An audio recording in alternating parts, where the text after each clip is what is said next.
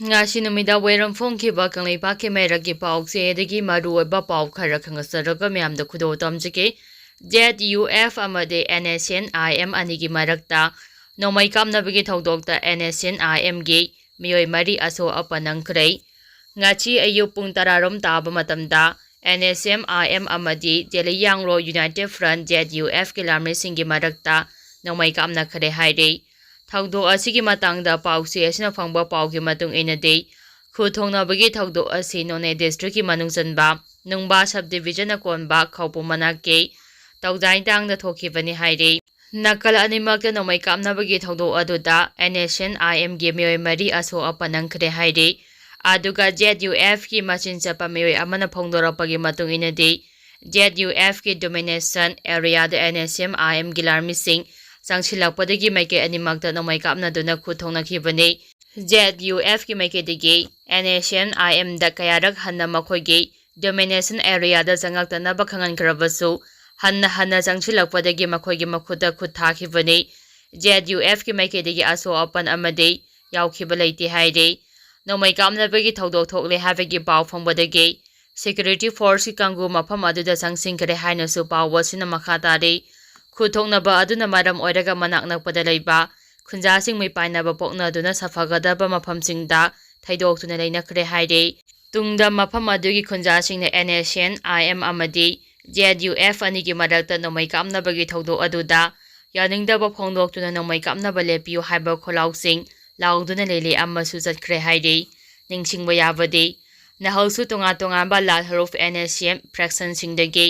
Deliyangro United Front ZUF the Khulaiga Konana Janglakhraba Minipal ZUF na Harak Taram na Okiba Laikre ZUF the Jangdarakhraba Singadu Day NSCN-RG Tatarapi Z Maithangrung Rajau Piyu National Damai Second Lieutenant Sajangam Kamai NSMK gi Captain Kungrang Yang Kamai Captain Pauthaurung Gaumai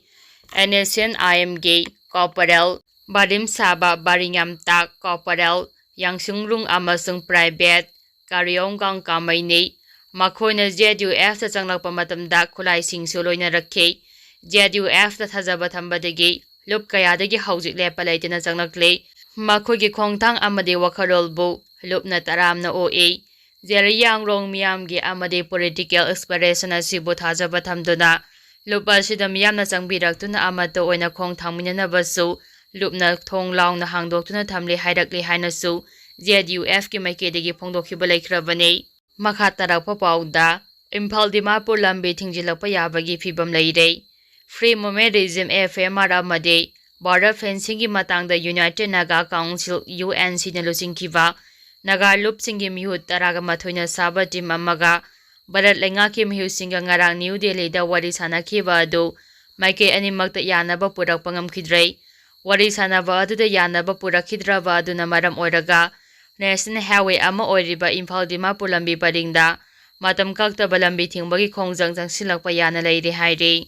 makha tarakpa oina paujela paukse edigi maru oiba pau khara khangasaraga myamda khudo tamjage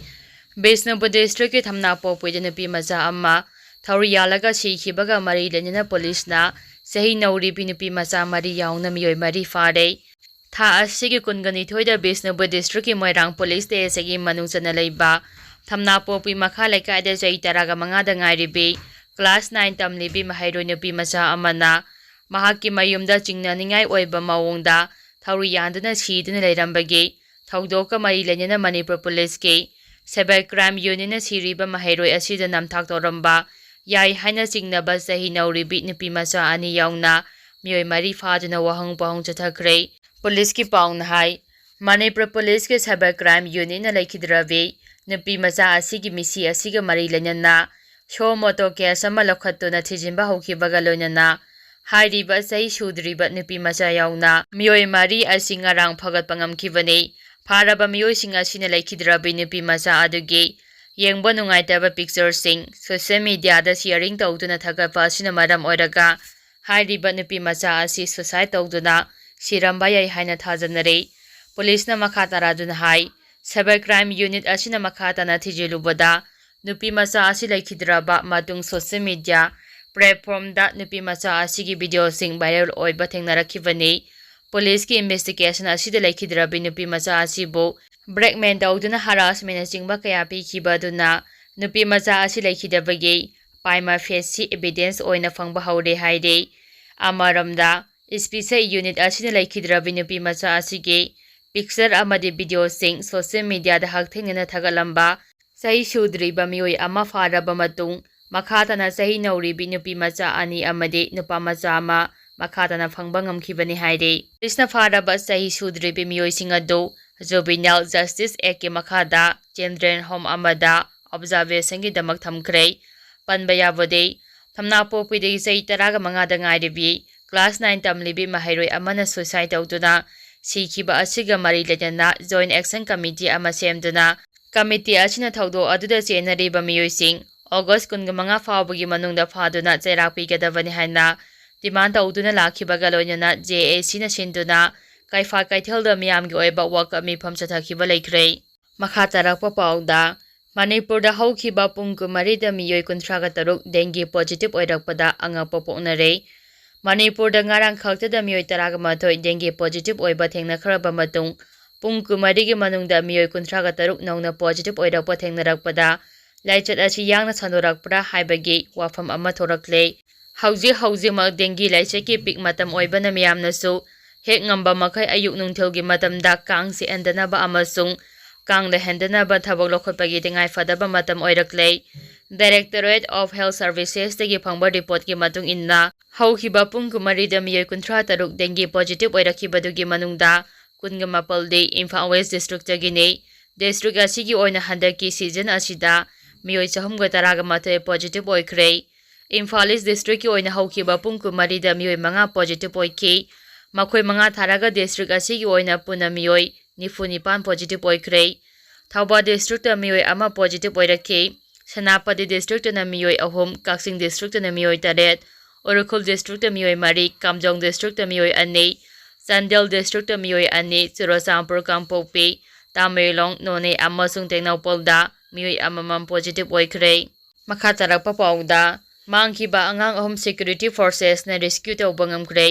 sakpi karong police station manung chanba ringpheda leiba oriental hostel dagi मांगखिबा अंगांग अहम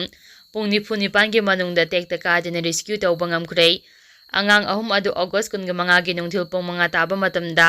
मांगखिबा दगी sakpi karong police station gi officer in charge joy martin na luchingba team aman angang sing adugi khongole tuna lakhibani police team aduna bus amadi octo khampham manakna pa khungang sing amadi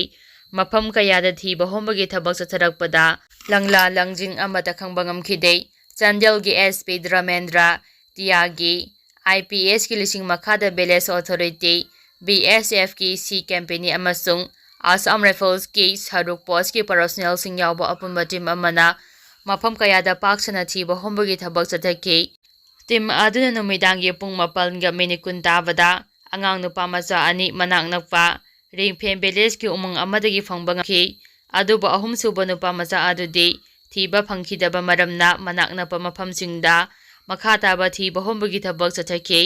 ahum suba nupa macha adu chakpi turelge toraba manakta lairamba thengnabadagi chapi karong police station puraklaga primary health center da medical check up tawki